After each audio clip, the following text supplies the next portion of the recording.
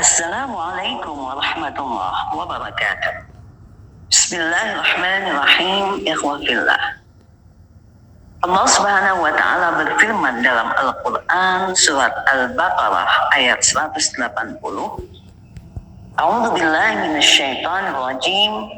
Kutiba 'alaikum idza hadara ahadakumul maut in taraka khairan al-wasiyyatu lil walidaini wal aqrabina bil ma'ruf haqqan 'alal muttaqin.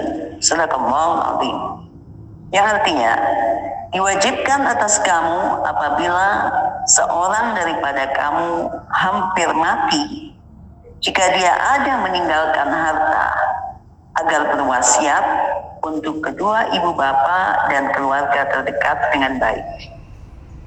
Kewajiban atas orang-orang yang bertakwa. Ayat ini menjadi pertentangan bagi para ulama, yaitu terbagi kepada dua golongan. Ada golongan yang mengatakan, berpendapat bahwa ayat wasiat ini tidak lagi berlaku setelah turunnya ayat tentang waris dalam surat An-Nisa. Pembagian waris dijelaskan di situ sehingga ayat ini tidak berlaku lagi. Adapun kelompok ulama yang lain bertentangan dan mengatakan bahwa ayat ini tetap berlaku. Khususnya dijelaskan dalam ayat tadi ada kata-kata khairan. Khairan artinya harta benda yang baik, harta benda yang banyak, yaitu diutamakan bagi orang-orang yang memiliki harta benda yang banyak, maka dia bisa jadi membutuhkan wasiat dalam beberapa kasus.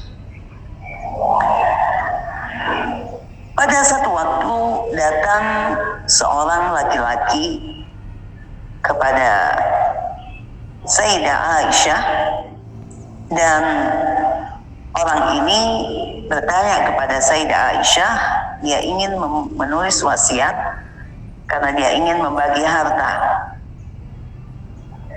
Kemudian Sayyidah Aisyah bertanya, berapa banyak harta engkau? Aku punya 3.000. Dan berapa banyak anak engkau? Orang ini berkata, ada 4 orang. Sayyidah Aisyah menjawab, harta engkau itu sedikit, berikan saja kepada anakmu, dan engkau tidak membutuhkan lagi wasiat. Maka dalam kasus-kasus yang lain juga bisa kita jumpai dalam kehidupan sehari-hari ulama yang mengatakan bahwa ayat wasiat ini tetap berlaku, bahkan perlu dilakukan apabila misalnya terjadi orang tua yang memiliki beberapa orang anak dan anaknya itu sebagian kaya, namun ada di antara mereka yang sangat miskin, sehingga orang tua ini berkeinginan menambah bagian anaknya yang miskin itu.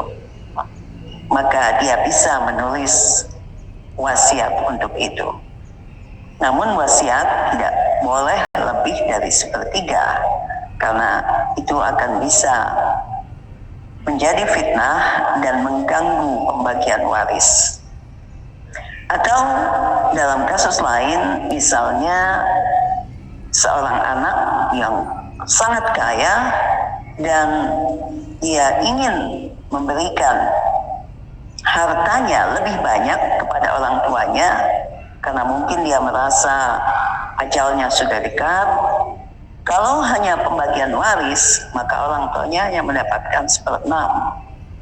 Dan jika anak ini ingin menambahkan bagian orang tuanya itu dengan hartanya yang sangat banyak, maka bolehlah dia menulis wasiat.